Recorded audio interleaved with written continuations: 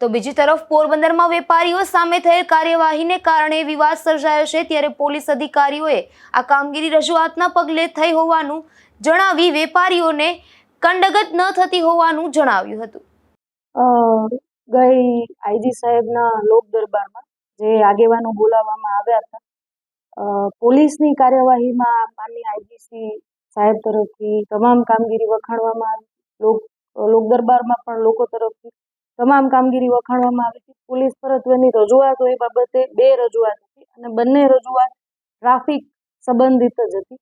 એમાંની એક રજૂઆત હતી એ પૂર્વ ડિસ્ટ્રિક્ટ ચેમ્બર ઓફ કોમર્સના પ્રમુખ અનિલભાઈ કારિયા તરફથી હતી અને એમની રજૂઆત એવી હતી કે શહેરની જે જૂની માર્કેટ છે, જૂની બજાર છે અને મુખ્ય રસ્તાઓ છે, ત્યાં લારી ગલ્લાઓ એ ખૂબ અડચણરૂપ રીતે હોય છે અને જો એમને હટાવવામાં આવે, એમને એવી રજૂઆત કરી હતી ત્યાંથી ચાલવું પણ મુશ્કેલ છે અને એમની ઉપર કાર્યવાહી કરવામાં આવે એવી એમને રજૂઆત કરી હતી.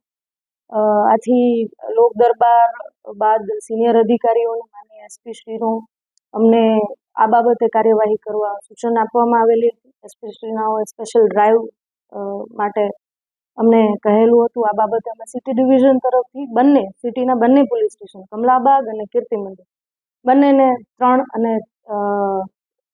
3 દિવસની ડ્રાઈવ આપવામાં આવેલી હતી અને બંને પોલીસ સ્ટેશને આ બાબતે ખૂબ જ સારી એવી કામગીરી કરેલી હતી.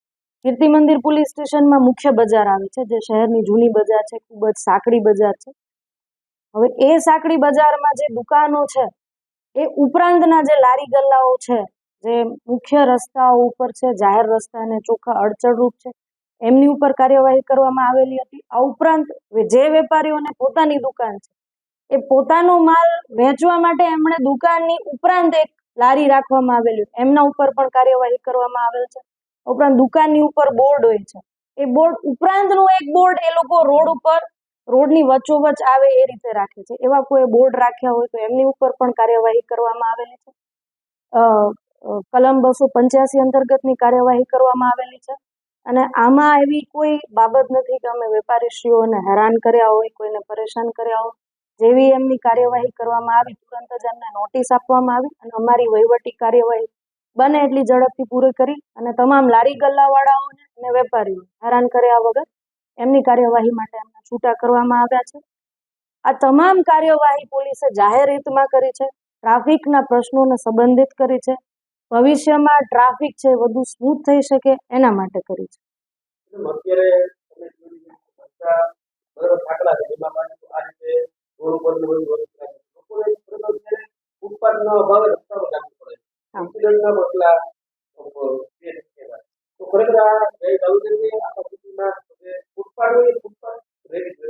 હા, આપની વાત 100% સાચી છે. ફૂટપાથ હોય ફૂટપાથ જ રહેવી જોઈએ. ઉપરાંત માણસને ખરીદી કરવા આવવું હોય એની માટે ચાલી શકવાની જગ્યા હોવી જોઈએ, યોગ્ય પાર્કિંગ હોવું જોઈએ અને એના માટે જ પોલીસે આ કાર્યવાહી શરૂ કરી છે.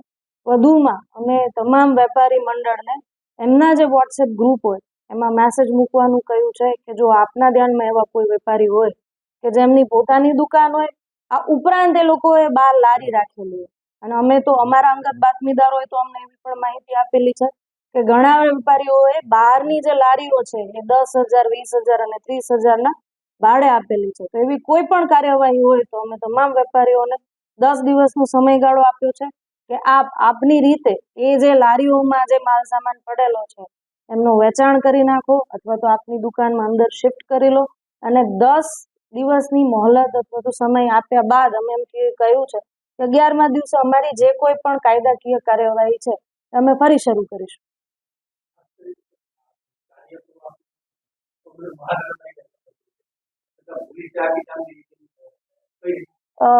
પોલીસ માટે જાહેર હિત છે એ સૌથી અગત્યનું છે અને કોઈના પોતાના અંગત હિત આની સાથે જોડાયેલા હોય અને એ નેગેટિવલી આ વસ્તુને રિપ્રેઝેન્ટ કરતું હોય તો એ અલગ બાબત છે.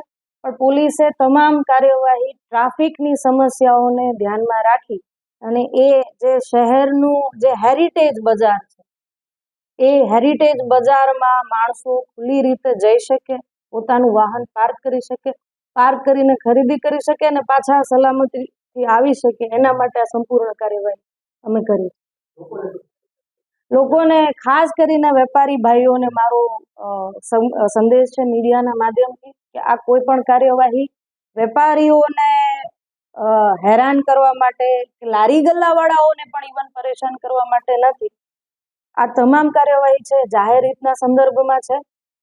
આ બાબતે હું ખાસ એડ કરવા માંગુ છું, તમામ વેપારીઓને ખ્યાલ હશે કે જ્યારે પણ આ ડ્રાઈવ આપવામાં આવી માનનીય એસપી શ્રી તરફથી, અમારા તરફથી, ત્યારે 24 કલાક પહેલા તમામ વેપારીઓને આ બાબતે વોર્નિંગ આપવામાં આવેલી હતી કે આપના દ્વારા જો આવી કોઈ કાર્યવાહી લારી ગલ્લા બહાર રાખ્યા હોય તો એ હટાવી લેવા.